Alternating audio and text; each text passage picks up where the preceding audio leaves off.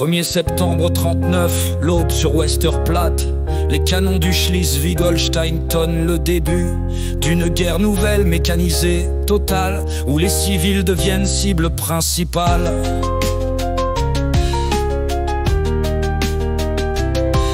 La Pologne s'éveille sous les bombes qui tombent.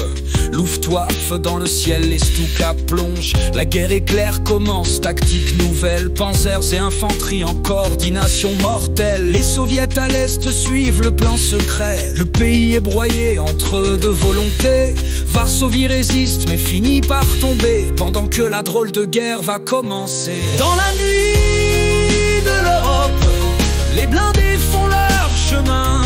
Les nations qui galopent vers un terrible destin. La Norvège, puis le Danemark succombe. Hollande, Belgique, sous les bombes tombent.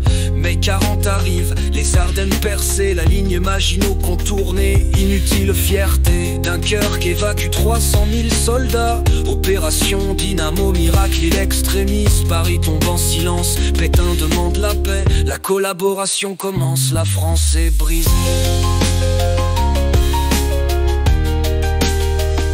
De Gaulle lance son appel depuis Londres. La France a perdu une bataille, pas la guerre.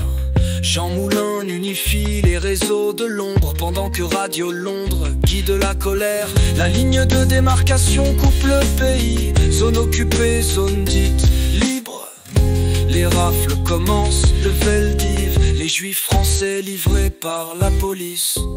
Londres sous le Blitz, nuit de sacrifice. Churchill promet sang et larmes, mais son peuple garde les armes.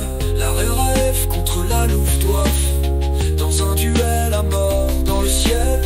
Jamais si peu ne dure tant. Ô héros de cette bataille, Barbarossa débute un dimanche de juin. 3 millions d'hommes vers l'est en chemin. Les Einsatzgruppen suivent les armées. La Shoah par balle peut commencer. Pearl Harbor s'enflamme. Un matin de décembre, le Japon réveille le géant qui dormait. La guerre devient mondiale dans le Pacifique, tandis que Moscou résiste dans l'hiver héroïque.